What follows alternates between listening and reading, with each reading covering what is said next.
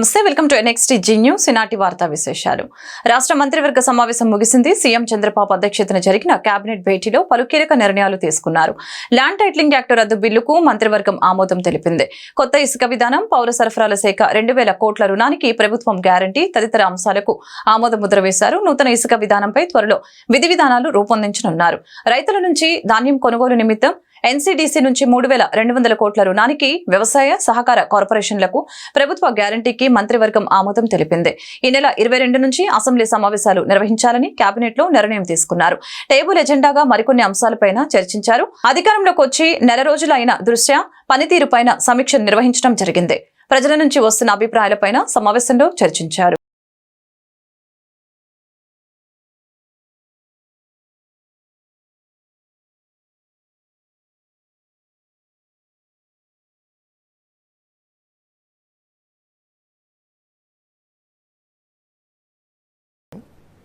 ఒక యాక్ట్ తీసుకురావాలని ప్రతిపాదనల్ని అన్ని రాష్ట్రాలకు కూడా సర్క్యులేట్ చేయడం జరిగింది. నీతి ఆయోగ్ కేంద్ర ప్రభుత్వం ఆధీనంలో ఉన్న సంస్థ అయినప్పుడు కూడా ఇండిపెండెంట్ సంస్థ అనుకోండి. బీజేపీ పాలిత రాష్ట్రాలు కూడా చాలా వరకు ఈ ల్యాండ్ టైటిలింగ్ యాక్ట్ని అమలు చేయలే. ఈ ల్యాండ్ టైటిలింగ్ యాక్ట్ మీద స్టేక్ హోల్డర్స్ అందరూ కూడా చాలామంది బహిరంగంగా, అదేవిధంగా పత్రికలు కానివ్వండి, మీడియా కానివ్వండి, అందరూ కూడా పలు సందేహాలను వ్యక్తపరిచారు. అయినా కూడా గత ప్రభుత్వం హడావిడిగా స్టేక్ హోల్డర్స్తో ఎటువంటి సంప్రదింపులు జరగకుండా దాంట్లో వచ్చే లాభ నష్టాలు ఏమిటి, లేకపోతే ప్రజలకి జరిగే నష్టం ఏమిటి అనేది ఆలోచించుకోకుండా ఒక భయంకరమైన చట్టాన్ని, భయంకరం ఎందుకంటున్నానంటే భవన నిర్మాణ కార్మికుల సంక్షేమాన్ని ఇవన్నీ కూడా దృష్టిలో పెట్టుకుని ఉచితంగా ఇసుక సరఫరా చేయాలని చెప్పేసి నిర్ణయం తీసుకోవడం జరిగిందని చెప్పేసి, అంటే సరఫరా చేయటానికి ఇచ్చిన జీవో 43 ఏదైతే ఉందో, ప్రభుత్వం జారీ చేసిన GOMS నెంబర్ 43 డేటెడ్ 8/7/2024 దాన్ని రాటిఫై చేయటం జరిగిందని చెప్పేసి మనం చేస్తాను. విత్తనాలు, మొక్కజొన్న విత్తనాలు, ఆ ప్రొడక్షన్ నూజివీడు చాలా ప్రాంతాల్లో కూడా ఎక్కువగా ఉంది. దానికి చాలా ఖర్చుతో కూడుకున్న వ్యవసాయ విధానం, దాని మీద కూడా మరి ముఖ్యమంత్రి గారు స్టడీ చేయమని, మామిడి రైతుల ఇన్సూరెన్స్ కూడా స్టడీ చేయమని చెప్పేసి కూడా ఈ కమిటీకి తెలియచేయడం జరిగిందని చెప్పేసి మనం చేస్తా ఉన్నాను. అంతేకాకుండా కౌలు రైతుల గురించి కూడా చర్చించడం జరిగిందని చెప్పేసి మనం చేస్తాను. గుంటూరు పశ్చిమ నియోజకవర్గం పరిధిలో ప్రాధాన్యత క్రమంలో అభివృద్ధి పనులు చేపడతామని ఎమ్మెల్యే గల్లా మాధవి స్పష్టం చేశారు. ప్రస్తుతం గుంటూరు నగరపాలక సంస్థకు నిధులు కొరత ఉందని, ఆయన గుంటూరు ప్రగతికి వచ్చిన డోకా ఏమీ లేదని చెప్పారు. నగరవాసులకు మెరుగైన మౌలిక వసతులతో పాటు కనీస సౌకర్యాలు కల్పిస్తామని భరోసా ఇచ్చారు. స్థానిక 39వ division Udyoga Nagar colony Sanjay arcade apartment వాసుల ఆధ్వర్యంలో మంగళవారం గుంటూరు పశ్చిమ ఎమ్మెల్యే గల్లా మాధవికి ఆత్మీయ సత్కారం జరిగింది. ఈ సందర్భంగా ఎమ్మెల్యే మాట్లాడారు. ఉద్యోగ నగర్ కాలనీ అభివృద్ధికి కృషి చేస్తామని తెలిపారు. గత వైసీపీ పాలనలో గుంటూరు ప్రగతి కుంటుపడిందని ఆరోపించారు. కార్యక్రమంలో 39వ డివిజన్ టీడీపీ అధ్యక్షులు రుస్సుం బాబు, తిరుపతయ్య తదితరులు పాల్గొన్నారు.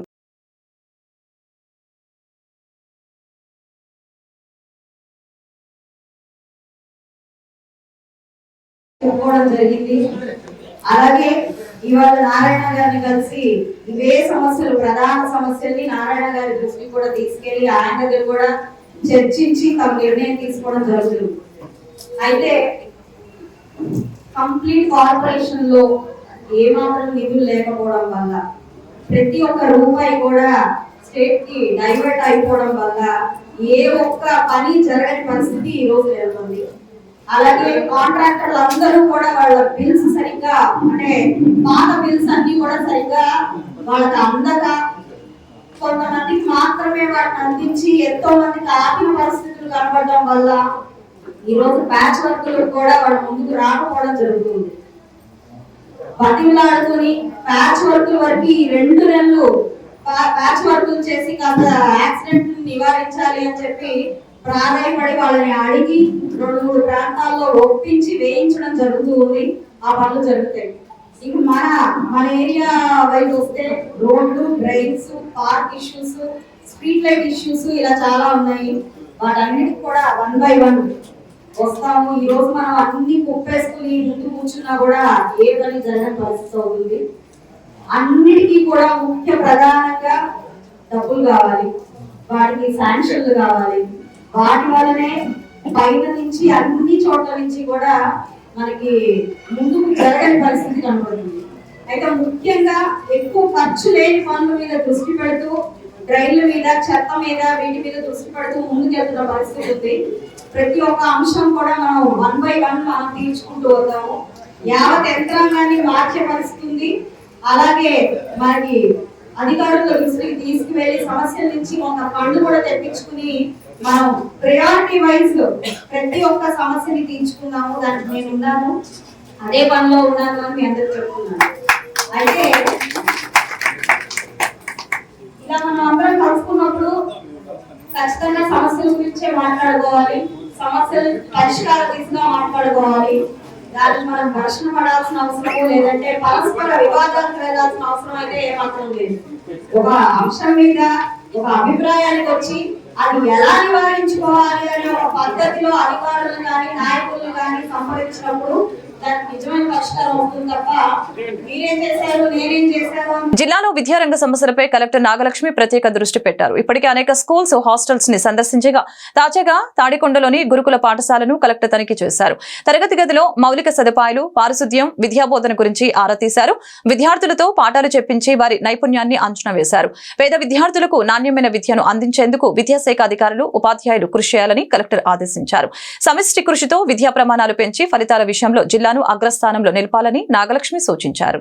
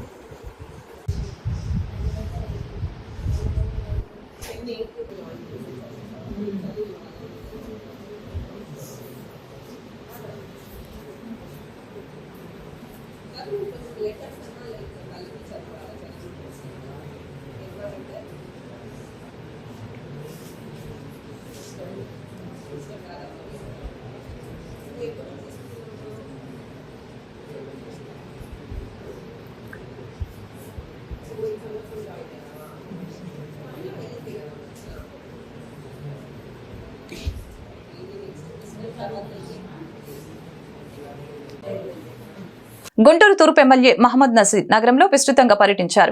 ఈ మేరకు ప్రభుత్వ మహిళా కళాశాలను ఆయన సందర్శించారు.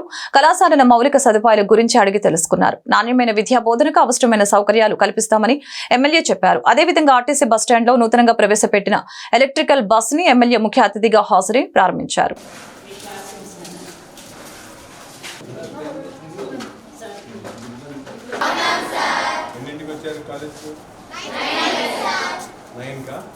మీరందరూ ఇక్కడ రెసిడెన్సా హాస్టల్స్లో ఉంటారు? గుంటూరు జిల్లాలో ఉన్నటువంటి ఏకైక ప్రభుత్వ డిగ్రీ కాలేజ్ పాఠశాల college premises women's college Guntur. ఇంట్లో ముఖ్యంగా చాలామంది స్టూడెంట్స్, దాదాపు 1000 పైన స్టూడెంట్స్ డిగ్రీ కాలేజ్లో కానీ ఇంటర్మీడియట్ కాలేజ్లో చదువుతున్నటువంటి పరిస్థితి ఉన్నాయి.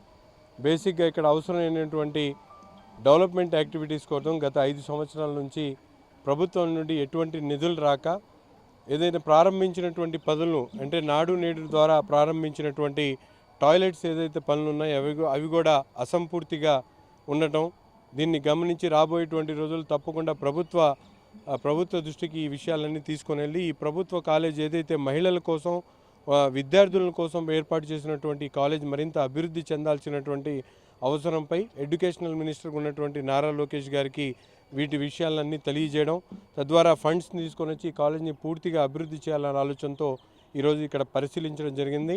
అన్ని వసతులు ఉన్నటువంటి కాలేజు, నడిబొడ్డు నుండి ప్రజలకు, ముఖ్యంగా పేద పిల్లలకు, అనేక వర్గాలకు సంబంధించినటువంటి మహిళా విద్యార్థులందరికీ కూడా ఉపయోగపడేటువంటి ఈ కాలేజీని మరింత అభివృద్ధి చేయాలన్న ఆలోచనతో ఒక కార్యాచరణ తీసుకొని స్థానికంగా ఉన్నటువంటి హెచ్ఎం గారు, అలాగే ఎక్స్ హెచ్ఎంగా పనిచేసినటువంటి కుటుంబరావు గారు వారి సలహాలు సూచనలు తీసుకొని దీని మీద ఒక నిర్దిష్టమైనటువంటి ప్లానింగ్తో గౌరవ విద్యాశాఖ మంత్రి గారిని ఈ విషయాలన్నీ తెలియజేసి ఆయన ద్వారా ఇక్కడ నిధులను రాబట్టేటువంటి కార్యక్రమం, అంతేకాకుండా అక్యుములేటెడ్ ఫీజు స్ట్రక్చర్లో ఉన్నటువంటి ఫండ్స్ని కాలేజ్ డెవలప్మెంట్ కోసం వినియోగించుకోవడానికి పర్మిషన్స్ కూడా తీసుకుని వచ్చేటువంటి కార్యక్రమాన్ని చేస్తానని చెప్పి హామీ ఇవ్వడం జరిగింది. పిల్లలందరూ కూడా మంచి యూనిఫామ్స్తో, మంచి డిసిప్లిన్తో ప్రతిరోజు ఉదయాన్నే వచ్చి సాయంత్రం వరకు అన్ని సబ్జెక్ట్స్లో వీళ్ళందరూ కూడా చదువుకుంటా ఉన్నారు. ఒక మంచి వాతావరణం, అట్మాస్ఫియర్ ఈ కాలేజీలో కనిపిస్తూ ఉంది.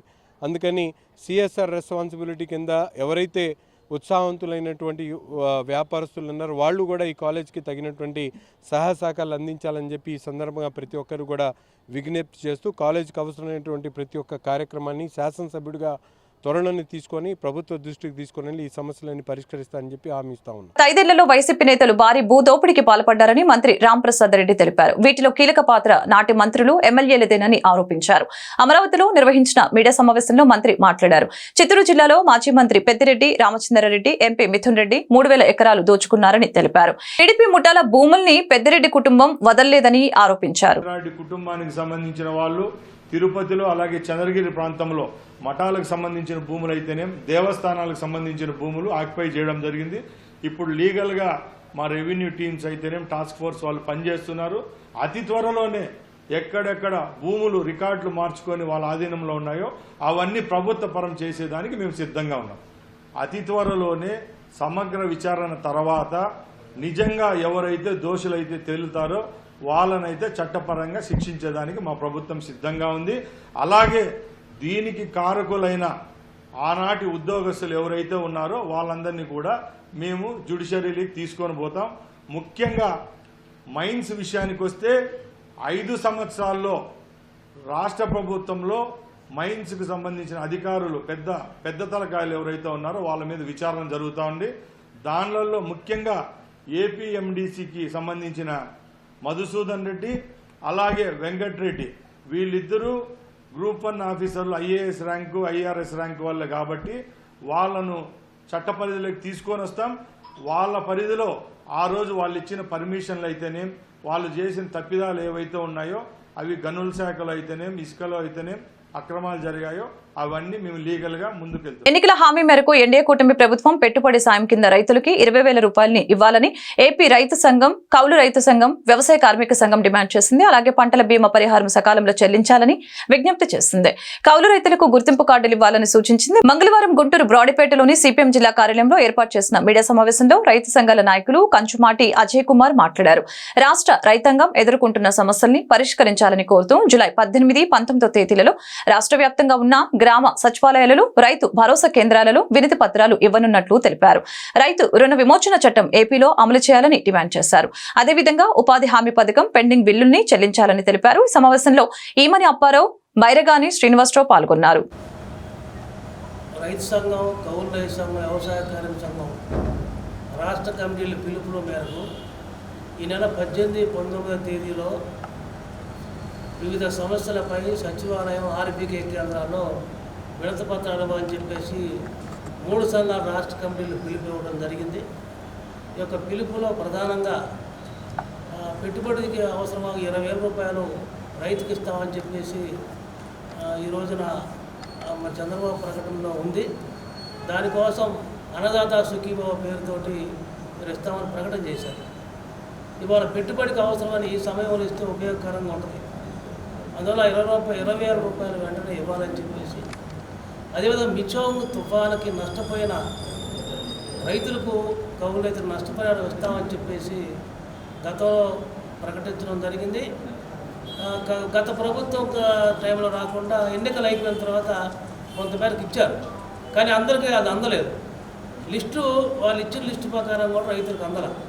అందువల్ల ఆ తుఫాను నష్టపోయిన వారికి ఇచ్చే అరకొన కూడా పూర్తిగా అందలేదు. ఆ లిస్టు ప్రకటించిన వారితో పాటు ఇంకా ఎవరన్నా లబ్ధిదారులు మిస్ అయితే వాళ్ళకు కూడా ఇవ్వాలని చెప్పి ప్రధానంగా కోరుతున్నాం.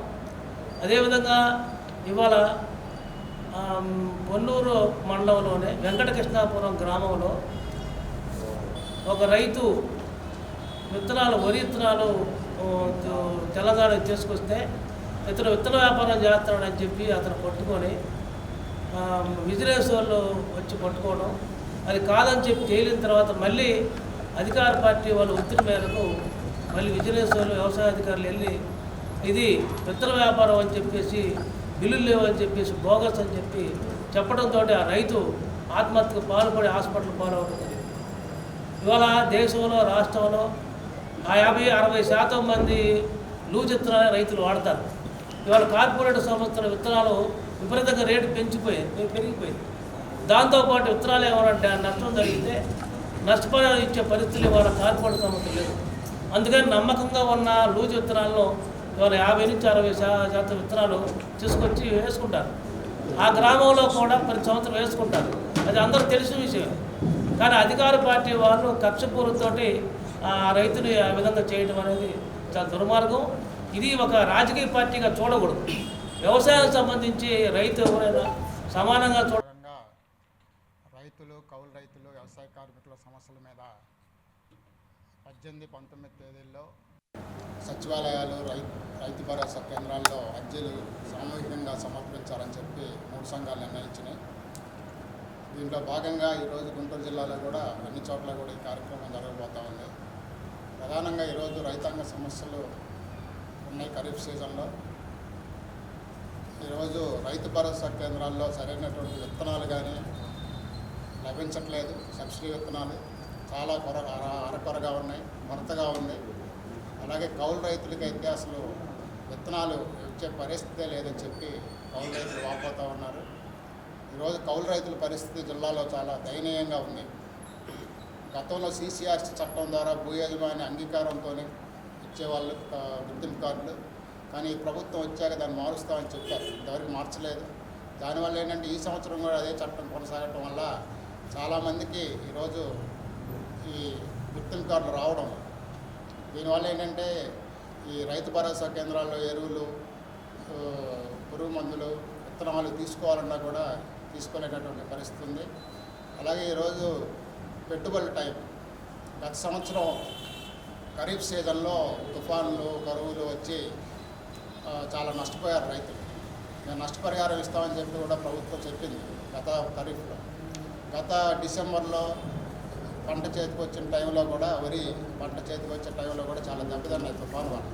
వీటన్నిటికీ నష్టపరిహారం ఇవ్వాల్సినటువంటి అవసరం ఉంది. కానీ ఇంతవరకు ప్రభుత్వాల నుంచి రాలేదు. ప్రభుత్వం కూడా మారింది.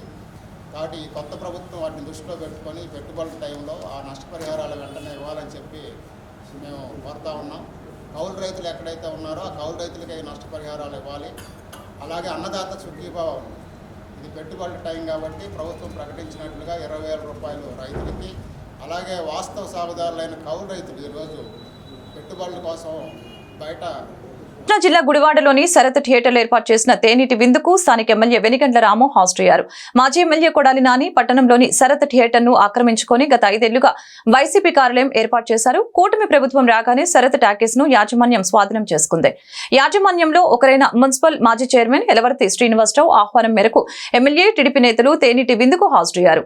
థియేటర్లో వైసీపీ ఫ్లెక్సీలు, కొడాలి నాని ఫోటోల్ని యాజమాన్యం తొలగించింది. ఈ సందర్భంగా ఎమ్మెల్యే రాము మీడియాతో మాట్లాడారు. తమకు జరిగిన అన్యాయంపై థియేటర్ హక్కుదారులు తనను కలిసినట్లు చెప్పారు. గుడివాడలో ఇన్నాళ్లు అరాచకానికి అడ్డగా వైసీపీ కార్యాలయం నిలిచిందని తెలిపారు. ఇక్కడకు రావాలంటే ప్రజలు భయపడే పరిస్థితి ఉండేది. చివరకు 3 హక్కుదారులు థియేటర్ కి వస్తే బెదిరింపులు ఎదుర్కొనే పరిస్థితి. గుడివాడ వ్యాప్తంగా కొడాలి నాని అనుచరులు పేద మధ్యతరగతి వర్గాల ఆస్తుల్ని కబ్జా చేశారు. మేము అధికారంలోకి వచ్చిన 24 గంటల్లోనే కొడాలి నాని కబ్జాలో ఉన్న 9 ఎకరాల స్థలాన్ని హక్కుదారులకు అప్పగించాం. టీడీపీ ప్రజల తరపున పనిచేస్తుంది. ప్రజలు డబ్బు కోసం ఆశపడే వాళ్ళెవరూ టీడీపీలో లేరని తెలిపారు. అరాచకాలకు అడ్డాగా నిలిచింది శరత్ టాకీస్. ఏదో శరత్ టాకీస్లోకి రావటం అంటే జనాలందరూ ఒక రేంజ్లో భయపడే స్థితిలో ఉన్నారు. సెటిల్మెంట్లు అన్నీ ఇక్కడ జరుగుతూ ఉండేవి దాంట్లో. సో అవన్నిటికీ తీసేసి ఇప్పుడు తెలుగుదేశం సపోర్టర్ కింద ఆయన కూడా అన్ని బాబు గారికి ఫ్లెక్సీలు కూడా వేయించడం జరిగింది. ఇక నుంచి గతంలో జరిగిన అరాచకాలకి అడ్డాగా ఉంది కాబట్టి ఇక నుంచి దీని పేరు మార్పు వచ్చి ఈ గుడివాడ మెయిన్ నడిబొడ్డులో మంచికి మరో పేరు కింద తయారవుద్దని చెప్పేసి ఆశిస్తా ఉన్నాను. నా ఆస్తి ఒకసారి ఎలా ఉందో చూసుకుందామని వచ్చాను. చాలా సంవత్సరాల తర్వాత మా శాసనసభ్యుడు రాము గారు, అట్లాగే రా వెంకటేశ్వరరావు, నా మిత్రుడు శ్రీకాంత్ గారు, అట్లాగే ఇతర స్నేహితులు అందరం వచ్చాం. దీని గురించి ఎలా చేశారు, ఎవరు చేశారు, ఏం చేశారు అనేది గుడివాడ పట్టణ ప్రజలందరికీ తెలుసు. 75% హక్కుదారులు మేము. వాళ్ళిద్దరు కూడా ఇంకో ఇద్దరు ఉన్నారు, వాళ్ళిద్దరు కూడా వచ్చారు. మొన్న శాసనసభ్యుడు రాము గారితో మాట్లాడారు, వెళ్ళారు. కానీ భగవంతుడు పైనుంచి అన్ని చూస్తూ ఉంటాడు, అది మాత్రం ప్రతివాడు గుర్తుపెట్టుకోవాలి. గుంటూరు జిల్లాలో ప్రజలు ఎదుర్కొంటున్న వివిధ సమస్యల పరిష్కారానికి ఎన్డీఏ కూటమి ప్రభుత్వం చొరవ చూపాలని సిపిఎం జిల్లా కార్యదర్శి పాసం రామారావు కోరారు. ఎన్నికల ముందు రాష్ట్ర ముఖ్యమంత్రి నారా చంద్రబాబు నాయుడు ఇచ్చిన హామీలను అమలు చేయాలని తెలిపారు. గుంటూరు బ్రాడీపేటలోని సిపిఎం జిల్లా కార్యాలయంలో మంగళవారం జరిగిన మీడియా సమావేశంలో పాసం రామారావు మాట్లాడారు. గుంటూరు ఛానల్ను పరుచూరు వరకు పొడిగించాలని తెలిపారు. అలాగే మంగళగిరి నియోజకవర్గ పరిధిలోని పెదవడ్లపూడి హైలెవెల్ ఛానల్ పూర్తి చేయాలని తెలియజేశారు. అదేవిధంగా పేదలకు ఇళ్ల పట్టాలు మంజూరు చేయాలని అన్నారు. సీజనల్ వ్యాధులు ప్రబలకుండా లోతట్టు ప్రాంతాల్లో పరిశుభ్రతకు అధిక ప్రాధాన్యత ఇవ్వాలని అన్నారు. కొండవీటి వాగు, నల్లమడ వాగు, మేకల వాగుతో పాటు పంట కాలువలకు మరమ్మతులు చేపట్టాలని తెలిపారు. రైతులు, కౌలు రైతులు, అసంఘటిత కార్మికుల న్యాయమైన డిమాండ్లు నెరవేర్చాలని తెలియజేశారు. సమావేశంలో సిపిఎం నేతలు భావన్ నారాయణ, కంచుమాటి అజయ్ కుమార్, ఈమని అప్పారావు, బైరగాని శ్రీనివాసరావు తదితరులు పాల్గొన్నారు. ఎన్నికలకు ముందు జిల్లాలో ప్రజా సమస్యల పరిష్కారం కోసం హామీ ఇచ్చింది, నిధులు కేటాయిస్తానని చెప్పేసి హామీ ఇచ్చింది. ఆ హామీలను వెంటనే అమలు జరపాలని చెప్పేసి సిపిఎం పార్టీ జిల్లా కమిటీ కోరుతా ఉంది. ముఖ్యంగా జిల్లాలో ఒక 7-8 సమస్యలు ప్రజలు ఎదుర్కొనేటువంటి సమస్యలు ఉన్నాయి. అందులో ఒకటి ముఖ్యమైనటువంటిది గుంటూరు ఛానల్ని పర్చూరు వరకు పొడిగించాలని చెప్పేసి గత అనేక సంవత్సరాలుగా ఆందోళన జరుగుతూ ఉంది. ఆ ఆందోళనకి చంద్రబాబు నాయుడు గారు పెదనందిపాడు వచ్చినప్పుడు మేము ఖచ్చితంగా అధికారంలోకి వస్తే నిధులు కేటాయిస్తామని చెప్పారు. ఆ గుంటూరు ఛానల్కి సంబంధించి గుంటూరు ఛానల్ని పర్చూరు దాకా పొడిగిస్తే 50,000 ఎకరాలకు సాగునీరు, తాగునీరు అందుద్ది. 2 లక్షల దానికి సుమారుగా 270 కోట్ల రూపాయలు కేటాయిస్తే 50,000 ఎకరాలకు సాగునీరు, తాగునీరు వస్తుంది. ఇప్పుడు చూస్తున్నారు, వర్షాలు పెద్ద ఎత్తున కురుస్తూ ఉన్నాయి. ఈ వర్షాలకు సంబంధించి మొత్తం గ్రామీణ ప్రాంతాల్లోనూ పట్టణాల్లోనూ లోతట్టు ప్రాంతాలు జలమైపోయింది. ఇప్పుడు వెంటనే బ్లీచింగ్ చల్లకపోతే, జాగ్రత్తలు తీసుకోకపోతే దోమలు ప్రబలి అంటువ్యాధులు వచ్చేటువంటి పరిస్థితి ఉంది. కాబట్టి వెంటనే ప్రభుత్వం చర్యలు తీసుకొని నీటిని క్లోరినేషన్ చేయాలి, బ్లీచింగ్ చల్లాలి, ప్రభుత్వ వైద్యశాలన్నింటిలోనూ మందులు తగిన విధంగా అందుబాటులో ఉంచాలని చెప్పేసి మేము కోరుతా ఉన్నాం. వ్యవసాయ సీజన్ వచ్చింది. రైతు భరోసా కేంద్రాల్లో ఎరువులు, విత్తనాలు, పచ్చిరొట్ట వీటన్నింటినీ అందుబాటులో ఉంచాలని చెప్పేసి కోరుతా ఉన్నాం. ఇట్లా అనేక సమస్యలు ఈరోజు ఉన్నాయి. దీంతోపాటు ప్రధానమైన సమస్య మన జిల్లాలో రాజధాని సమస్య. ఈరోజు రాజధానికి శ్వేతపత్రం విడుదల చేశారు. రాజధానికి తక్షణమే నిధులు కేటాయించాలి. నిధులు కేటాయించకపోతే మీరు మనం కంప చెట్లు కొట్టేసినా కూడా ఉపయోగం లేదు. కాబట్టి రాజధానిని అభివృద్ధి చేస్తేనే ఉపాధి కూడా ఈ ప్రాంతంలో పెరిగింది. రాజధానిని అభివృద్ధి చేయకుండా, అక్కడ నిర్మాణాలు చేపట్టకుండా పారిశ్రామికవేత్తలు రారు. కాబట్టి వెంటనే రాజధాని అభివృద్ధికి నిధులు కేటాయించాలని చెప్పేసి కోరుతా ఉన్నాం. మేము కొత్త ప్రభుత్వానికి ఇంకోటి విజ్ఞప్తి చేస్తా ఉన్నాం. ఈరోజు కేంద్రంలో ఉన్నటువంటి ఎన్డీఏ ప్రభుత్వంతో కలిసి మీరు వ్యవహరిస్తున్నారు. మీ మద్దతుతోటి కేంద్రంలో ఎన్డీఏ ప్రభుత్వం ఉంది. రాజధాని నిధుల కోసం అడగండి, ప్రత్యేక హోదా కోసం అడగండి, పోలవరం ప్రాజెక్టు నిధులు అడగండి, రాష్ట్ర అభివృద్ధి కోసం నిధులు అడగండి.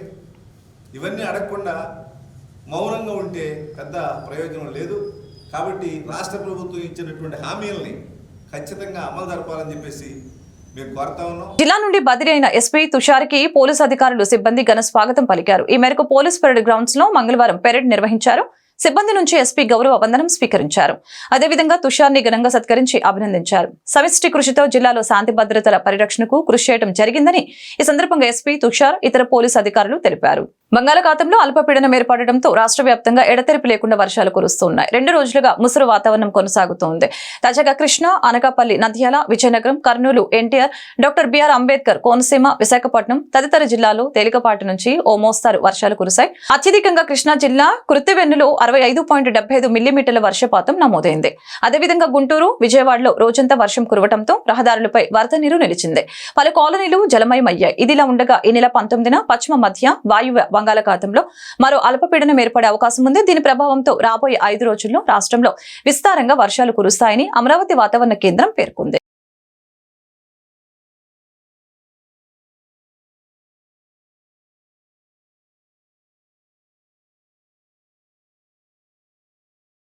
ఈ వార్తలు ఇంతటితో సమాప్తం. మరొక బులెటిన్లో మళ్ళీ కలుద్దాం.